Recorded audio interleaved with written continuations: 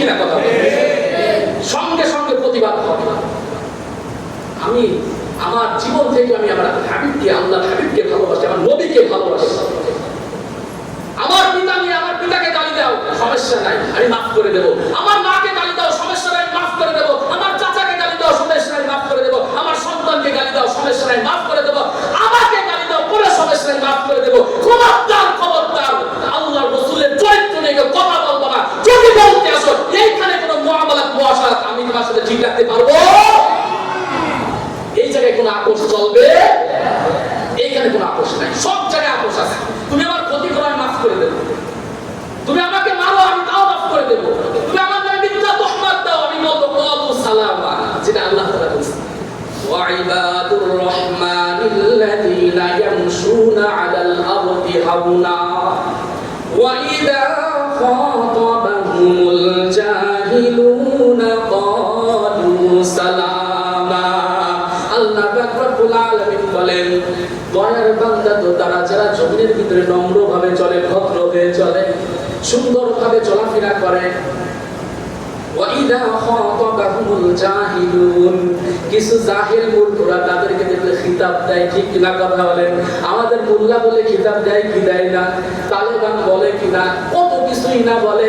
আমরা কি বলি? ক্বালু সালামা। আল্লাহ বলছে ওরা ওই যে আমার দয়ার বান্দা বলে তোমাদের শান্তি বর্ষিত। আল্লাহু আকবার।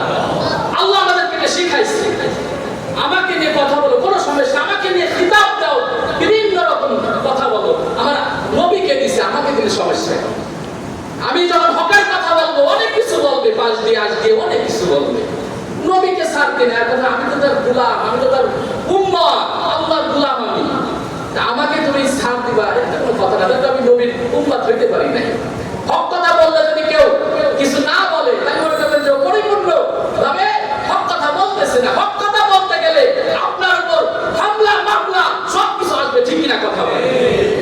আর আল্লাহ পাক রব্বুল আলামিন হাবিবকে বলেছেন, ওয়া ইয ইয়ামকুরু বিকাল্লাযীনা কাফারু লিয়ুযবিতুকা আও ইয়াকতুলুকা আও ইখরিজুক ওয়া ইয়ামকুরুনা ওয়া ইয়ামকুরুল্লাহ ওয়াল্লাহু খায়রুল মাকিরিন। আল্লাহ পাক রব্বুল আলামিন ওয়া ইয ইয়ামকুরু বিকাল্লাযীনা কাফারু লিয়ুযবিতুক, যখন কাফেররা আপনাকে বন্দী করার চক্রান্ত করতেছে, আও ইয়াকতুলুক কতল করার চক্রান্ত করতেছিল, আও ইখরিজুক আপনার মাতৃভূমি, আপনার ভূমি থেকে বের করে দেওয়ার চক্রান্ত করতেছিল। ওয়া ইয়ামকুরুনা ওয়া ইয়ামকুরুল্লাহ, তারাও চক্রান্ত করে আর আমি আল্লাহ তাআলাও কৌশল করি। আল্লাহু আকবার। তারাও চক্রান্ত করে আর আমি আল্লাহ তাআলাও কৌশল করি। আল্লাহু খায়রুল মাকিরিন। আল্লাহ বলেছে আমি হলো উত্তম কৌশলকারী। সুবহানাল্লাহ। চক্রান্ত করবে ভাই, হক কথা বললে চক্রান্ত করবে, বন্দী করার চেষ্টা করবে, বন্দী করে রাখবে বছরকে বছর। রাখছে কি রাখছে?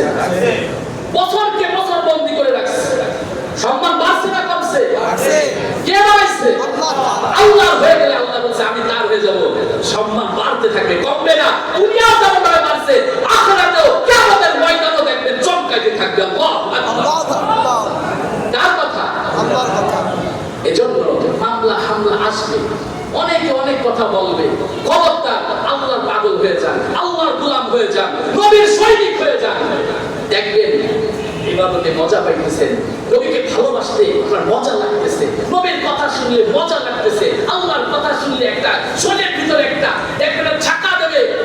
আল্লাহ তাআলা তাই বলে, ইন্নামাল মুমিনুনাল্লাযীনা ইযা যুকিরাল্লাহু ওয়াজিলাত কুলুবুহুম ওয়া ইযা তুলিয়াত আলাইহিম আয়াতুহু যাদাতুহুম ঈমানা ওয়া আলা রাব্বিহিম ইয়াতাওয়াক্কালুন। আল্লাহু আকবার। আল্লাহ রাব্বুল আলামিন যারা মুমিন, ইযা যুকিরাল্লাহু ওয়াজিলাত কুলুবুহুম, তাদের